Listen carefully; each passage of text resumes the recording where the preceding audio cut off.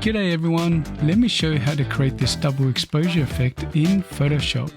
My name is Hoy, and in this video I'll show you how to make this cool effect by using masks and blend modes, and we'll use a blend mode that you probably never touched before. Ooh, so stick around to find out what it is, and if you want to follow along you can use the exact images that I'm using. The links are in the description. Okay, so let's get started by opening the file that we'll be using by going to File, Open, navigate to the folder where you've got your image saved, click on the file and press Open. Now the first thing that we need to do is just to rename our layer by double clicking on the background word, and we'll type in something like model and press return on our keyboard. The next thing that we'll do is just to give our canvas a little bit more space so we can add a few more effects and images on top of this. So we can do that by going to this crop icon here, or you can press C on your keyboard. And let's set our ratio as 1:1. I think it defaults to ratio. Let's select 1:1. That will give us this square crop image here. And let's go up to this corner here and resize it proportionally, and from the center by pressing Shift and Option, that's Shift and Alt if you're on a PC, click and drag until the top and bottom hit the tops and bottom of the image. And once I'm happy with that, I'm going to let go of both my keyboard and mouse. I'm going to confirm that by checking this check mark here. What we need to do now is mask this model out. So we go to Select, Subject. Photoshop's going to have a think about it. When it does, marching ants will appear around the model, and we can create a mask by pressing this mask layer icon here. And the mask has done a fairly good job, but if I zoom in here by pressing Option on my keyboard and scroll wheel mouse up, you can see that it has retained a little bit of the blue. So with my mask selected here, and you know that is selected because they've got these white angles around the mask here. Let's go to our Properties panel here. If you don't see your Properties panel, you can go to Windows and just make sure that Properties is selected. Once you have the Properties panel, let's select, and Mask.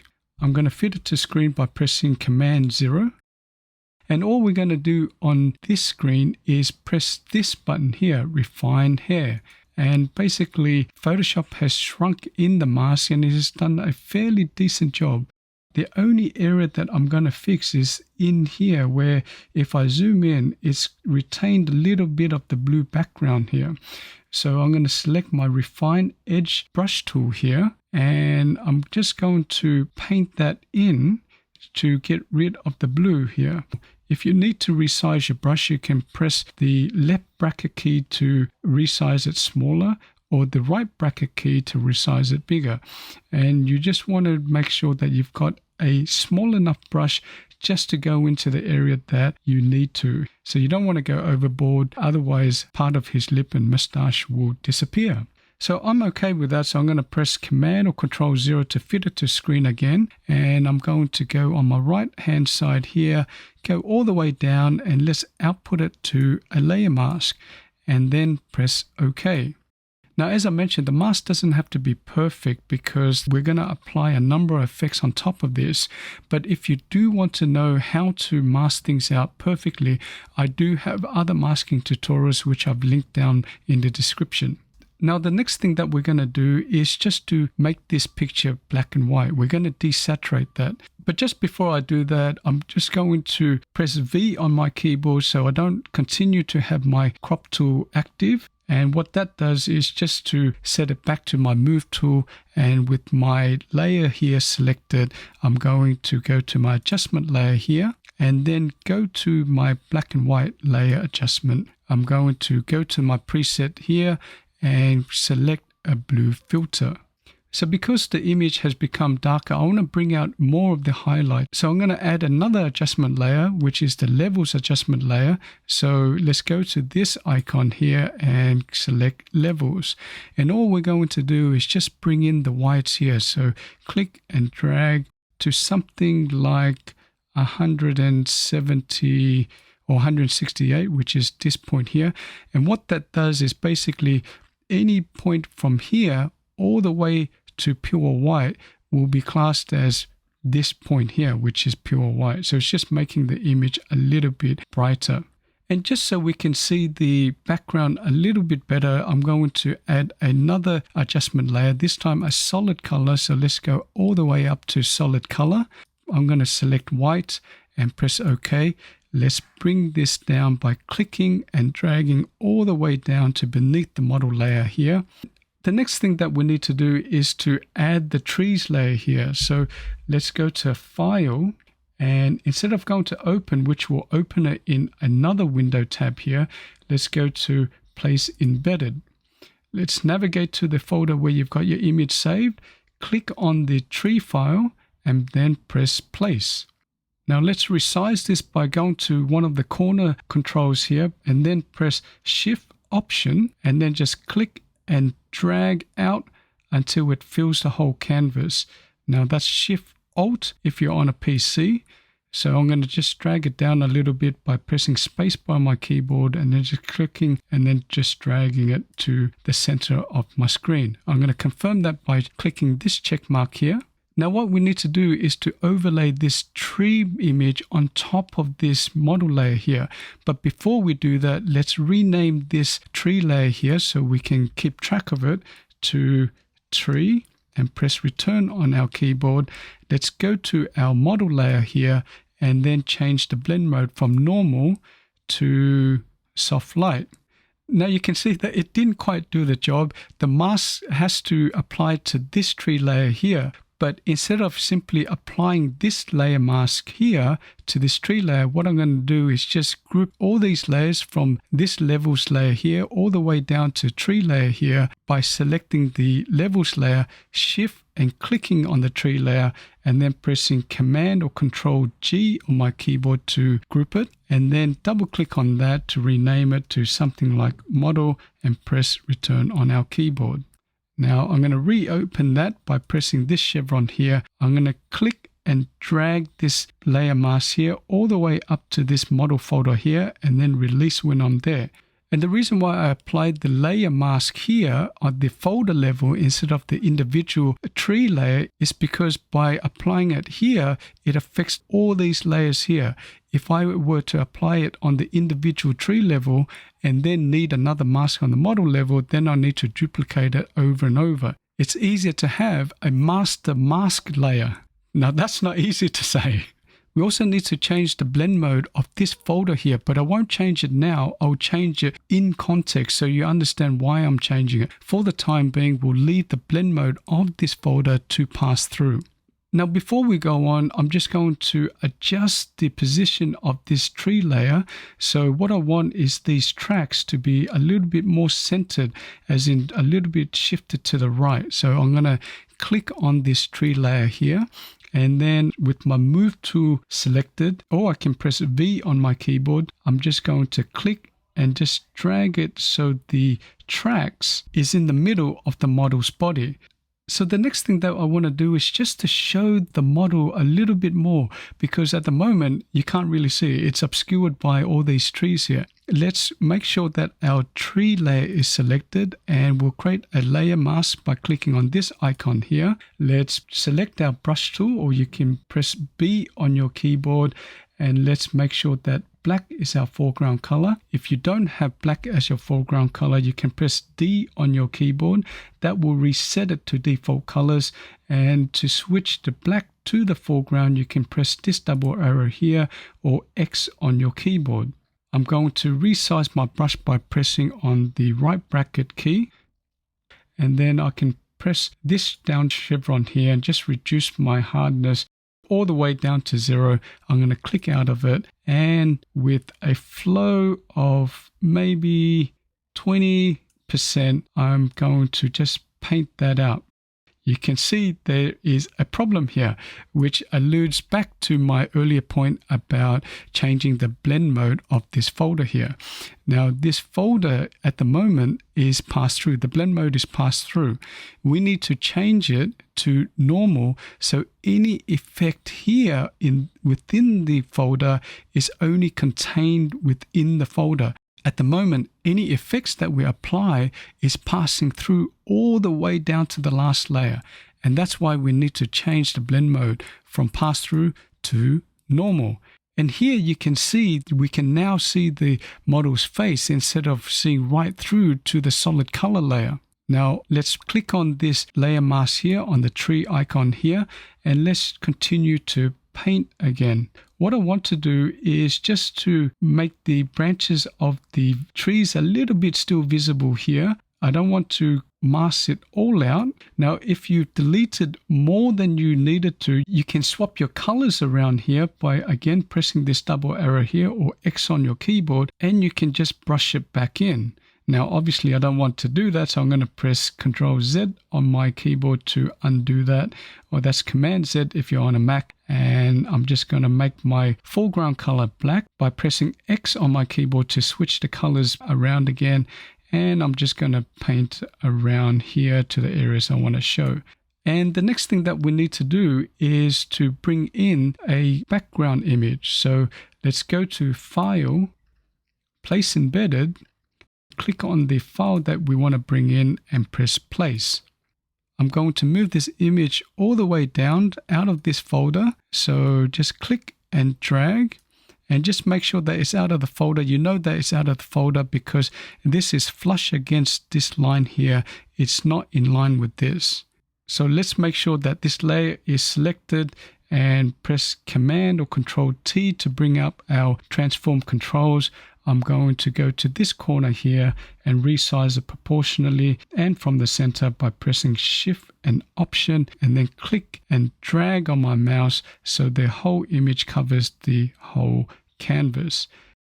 I'm going to confirm that by pressing this check mark, and with this layer selected, let's just make sure that we rename that to Flock of Birds.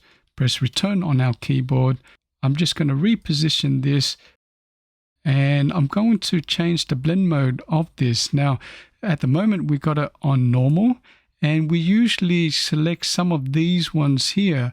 But what I'm going to do is not select any of these, but go to difference. Now, what difference does is subtracts the luminosity of this layer here against this layer here. And that's why you get the cool effect there. So let's do that again by going back up here and let's select difference.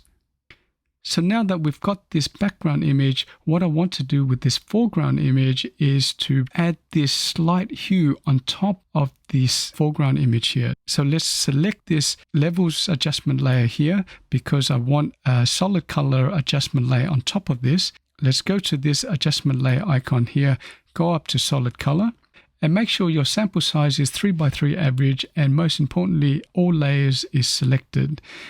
Let's click on a color that we want to sample and let's press OK. Let's change our blend mode from normal to, say, multiply. Now, I like that effect, but it's a little bit too intense, so let's just drop the opacity down. 61 would do.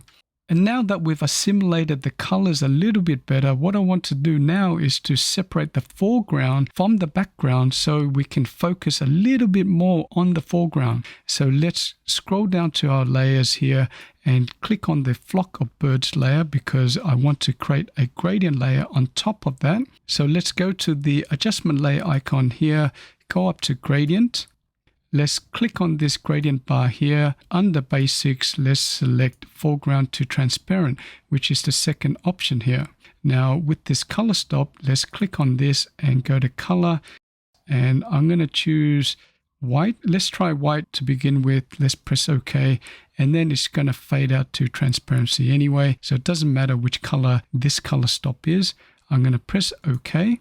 I'm going to change the style of the gradient from linear to radial. An angle of 90 is fine, and the scale of 100 is fine. and I'm going to press OK. Now, if you want to move the gradient around, what you can do is double click on the gradient icon here, and with this dialog box open, what you can do is just click and drag, and you can see that the gradient moves around.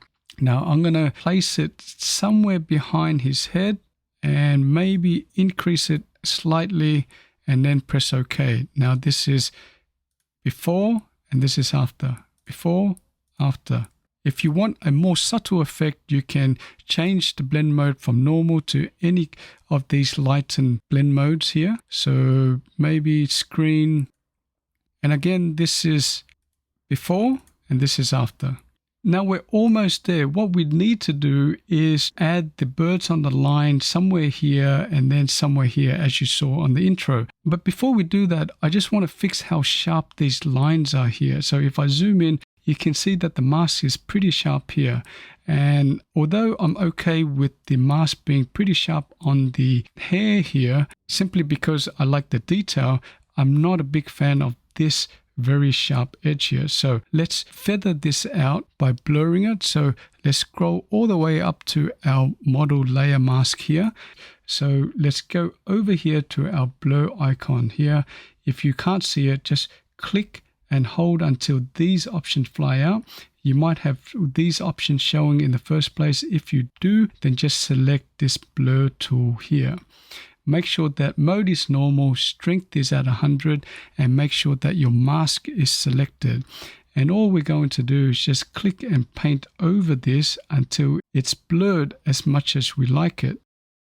Now, in this view, we can't really see what it's doing. So what we can do is press Option on our keyboard, that's Alt if you're on a PC, and just click on this mask layer here, and that will turn your big image into one big layer mask. So let's continue to paint over that just to get it to the point where we're happy with the amount of blur on this edge. Once we're fine with that, let's go over to this side and do the same thing. Okay, once you're ready, we can return the image back to the color image here by pressing Alt or Option on my keyboard and then clicking once on the mask layer here. I'm going to fit it to screen by pressing Command or Control 0. And now let's bring in our last image by going to File, Place Embedded, and clicking on this image and press Place. Let's resize this a little bit bigger. So I'm just going to go to this corner control here, press Shift and Option, that's Shift and Alt if you're on a PC, and just click and drag and press Return on our keyboard to confirm that change. I'm going to click on this layer and just move it all the way down. And what we need to do is obviously get rid of the white background. But instead of painstakingly masking it out, the good news is that we have a blend mode to automatically do that. Because we want to keep the black areas and remove the white areas, what we can do is use our multiply blend mode here. So click on that, and like magic, it's disappeared. Isn't that great? Now I'm going to duplicate this layer here because I want one row of birds on this line here and then another row here. Why? No reason, just artistic. I'm just playing around with this. So you can place the birds however you like. You don't need to copy me exactly. So let's duplicate this layer. Just make sure that your layer is selected and press Command or Control J on your keyboard. Let's rename this by double clicking on this and typing in birds and right, and rename this to birds. You've got it, left. So I'm going to select my move tool by pressing V on my keyboard, and with my birds left layer selected, I'm going to press Shift on my keyboard. I'm going to click and drag my mouse down, and what Shift does is just to move this image directly vertically. So if I move horizontally, it won't let me. So it just restrains the movements to a vertical movement only. Now, because I don't want my picture to be very symmetrical, what I want is to leave this row of birds in, delete this one, leave this one, and delete this one. So with the birds left layer selected, which is this one here, I'm going to create a mask here by pressing this layer mask here. I'm going to select my marquee tool by going up to this icon, or you can press M on your keyboard. I'm going to make a selection just to cover the birds here. And with black as my foreground color, I'm going to press Option on my keyboard, that's Alt if you're on a PC, and press Delete. And that will just hide these birds here. I'm going to deselect that by pressing Command or Control D on my keyboard. And I'm going to do a similar thing for this line of birds here. So let's click on this layer here. Let's make a layer mask by pressing this icon here. Let's go to our marquee tool. If you don't already have it selected, press M on your keyboard and just draw out a rectangle so you get all the birds in that line.